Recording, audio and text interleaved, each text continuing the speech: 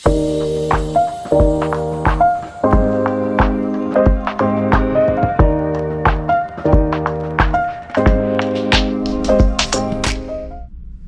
visi.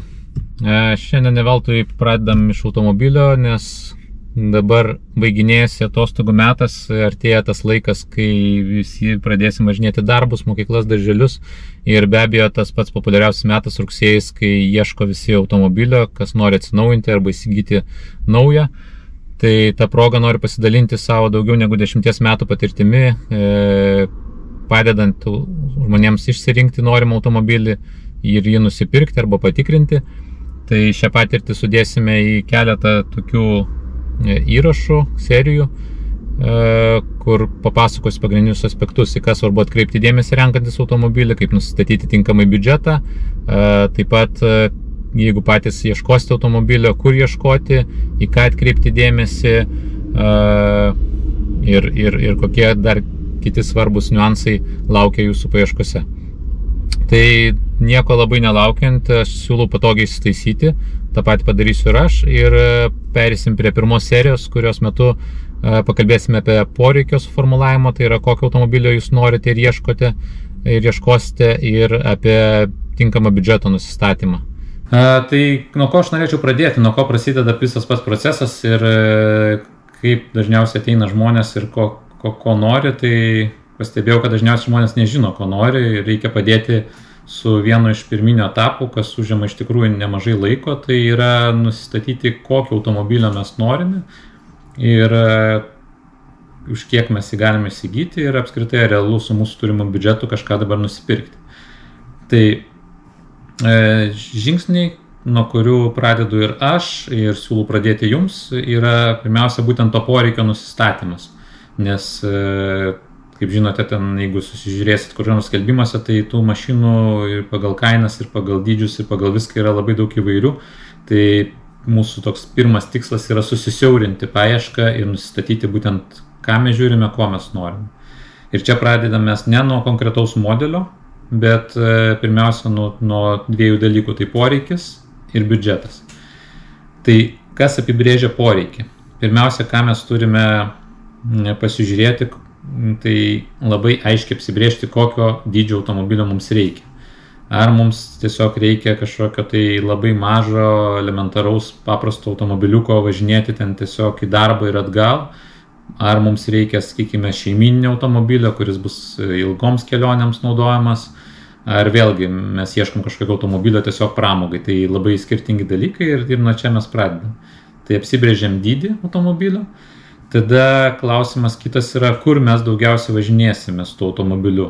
Jeigu prieš tai turėjot automobilį, tai žinot, kur jį naudojat. Jeigu dar neturėjot, tai galbūt irgi pasigalvokit, kur planuojat jį naudoti, nes nuo to labai priklauso irgi, kokį modelį galima būtų rekomenduoti arba kurį rinktis. Ir čia, sakykime, apsibrėžti reikia vienas dalykas, ar jūs daugiausiai naudosit jau tą automobilį mieste, ar visgi daugiau jį naudosite už miesto. Vėlgi kitas dalykas, maždaug pabandyti įsivertinti procentaliai, kiek bus naudojamas ir jisai mieste, kiek už miestą. Kodėl tai yra svarbu? Nes kaip pavyzdžiui, jeigu jūs ieškote automobilio, kuris daugiau bus eksploatuojamas mieste, tai tokiais atvejais, pavyzdžiui, mes arba aš siūlau dažniausiai rinktis arba hibridinį automobilį arba benzininį. Nes atstumai būna nedideli, važiuojat dažniausiai trumpais atstumais, daugiau praleidžiat laiko kamščiuose ir panašiai, tai šitoj vietoje, pavyzdžiui, dizelinis automobilis jokiais būdais jums neatsipirks ir nepasiteisins, nes tiesiog jūs nespės net iššilti normaliai, kol jūs nuvažiuosite ten tuos 5 ar 7 km iki darbo, mokyklos, darželio ir panašiai. Ir vėlgi, jeigu, sakykime, jūs renkatės automobilį tolimesniems kelionėms, tai tam tikrais atvejais galima pagalvoti ir apie dizelinį automobilį, bet vėlgi yra tam tikrų niuansų, apie kuriuos verta pamastyti. Tai yra, kiek jūs kilometrų nuvažiuojate per metus ir, sakykime, ar tikrai pasiteisins dizelinio automobilio pirkimas, nes vėlgi, perkant dizelinį automobilį, automatiškai atsiranda daugiau visokių komponentų, kurie potencialiai gali sugesti. ir ta sąlyginė ekonomija, kurią jūs gausite matydami gamintoją nurodomas skaičiuose, jinai po to virs tiesiog išlaidomis didesnėms servizai ir panašiai. Tai čia tokie aspektai. Toliau klausimas vėlgi yra, kas apibrėžia, kokio automobilio ieškosime arba ieškosite, yra ar jums norite su automatinė pavarų dėže ar su mechaninė pavarų dėže. Vėlgi, pasakysiu taip iš patirties, pastaruoju metu tai didžioji dalis, kokie 80% ieškomų automobilių yra su automatinėm pavarų dėžėm. Kodėl taip yra? Dėl to, kad natūralu, mes vis ko toliau, to daugiau norim patogumo. Ir kitas dalykas, dauguma, pavyzdžiui, mano klientų naudoja automobilį mieste. Tai mieste junginėti bėgius, ten stovint kamščiuose tikrai nėra patogu. Tai daugelis tiesiog renkasi automatinės pavarų dėžes, nes tiesiog yra patogiau, paprasčiau. Bet vienas yra niuansas, aišku, ką reikia atkreipdėmėsi, kad pasiūla automobilių su automatinė pavarų dėžėm yra mažesnė, paklausa yra didesnė, atitinkamai kainos jų yra didesnis. Gal tas šiek tiek negalioja hibridiniam automobiliam, jeigu konkrečiai kalbant apie mūsų dažniausiai siūlomus ir ieškomus Toyotos, Lexus markės automobilius, nes hibridiniai automobiliai jau bus su automatiniam pavarų dėžėm ir čia didelio pasirinkimo nebus. Tai dar kartelį, ką svarbu nustatyti, tai yra automobilio dydį, kuris nustatomas pagal poreikius, kam bus naudojamas automobilis. Antras dalykas tai yra nuspręsti ir pasikalvoti, kur ir kiek procentaliai bus važinėjama. Trečias dalykas yra, tai kokia pavarų dėžė jums yra reikalinga ir ar norėsite automatinės pavarų dėžės ar mechaninės. Kai apsibrėžėt šituos kriterijus, tada jau galima galvoti apie ten, sakykime, kokios spalvų norit interjero, kokių ten norit privalumų ir panašiai. Bet apie tai aš labai nelinkęs išsiplėsti ir kalbėti, nes čia labai individualūs dalykai, poreikiai, kurie jau gali būti nustatomi ir susirašomi kiek vėliau. Dabar kitas svarbus aspektas yra biudžetas. Tai kai mes žinome, kokią mes maždaug dydžio automobilio norime, mums, kaip sakant, atsiranda jau tam tikri kriterijai, kuriuos galim susivesti į paieškas, tarkim, skelbimų portaluose ar panašiai. Ir tada mes jau galim apsibrėžti ir įsifiltruoti automobilius, kurie patenka į mūsų turimą biudžetą.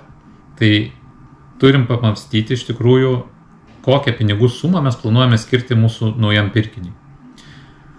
Dabar vienas dalykas, ką svarbu žinoti ir kur mes dažnai susiduriam ir su klientais daug diskutuojam ir kur padaroma yra klaida, kad tas biudžetas nustatomas yra pagal mūsų lietuvišką rinką, Autopliusą arba Autogidą.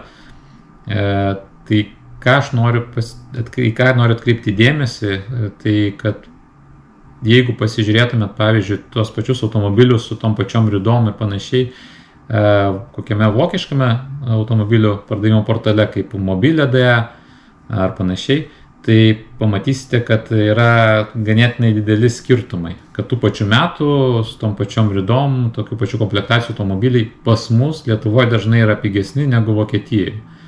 Kodėl taip atsitinka, tai čia yra atskiras klausimas, atskira tema, apie kurią pakalbėsime galbūt, kai kalbėsime apie įvairias tai vadinamo pirikūpų gudrybės. Bet mano patarimas, kai renkatės automobilį savo ir nusistatot biudžetą, arba kai turit biudžetą ir norite sužinoti, kokio lygio, kokių metų ir kokių modelių automobilį galite įsigyti, tai žiūrėkit ne pagal mūsų lietuviškos rinkos kainas, o žiūrėkit pagal vokiškas kaip minimum kainas. Tai yra, įsijunkite mobilė.de, ten galima persijungti į anglų kalbą, susiveskit paieškos kriterijus, kuriuos jūs domina, įsifiltruokit automobilius, pasižiūrėkit, kas į jūsų kainų diapazoną patenka. Ir įdomumo dėlį jau po to galite palyginti su lietuviškais portalais ir pasižiūrėti, kokios įdomios anomalijos atsiranda. Tai tokie būtų pagrindiniai dalykai. Dar ką aš noriu pasakyti apie biudžetą, labai dažnai būtent po šitos peržiūros, sakykime, kai žmogus ateina su tam tikru biudžetu ir su tam tikrais lūkesčiais, ką jis gali įsigyti, kokiu metu ir kokį automobilį, ir kai papasakoja mums apie savo poreikius, labai dažnai atsitinka du dalykai. Tai vienas dalykas, kad arba žmogus pasididina biudžetą, išklausęs mūsų argumentus ir pamatęs, kokia reali situacija yra rinkoje.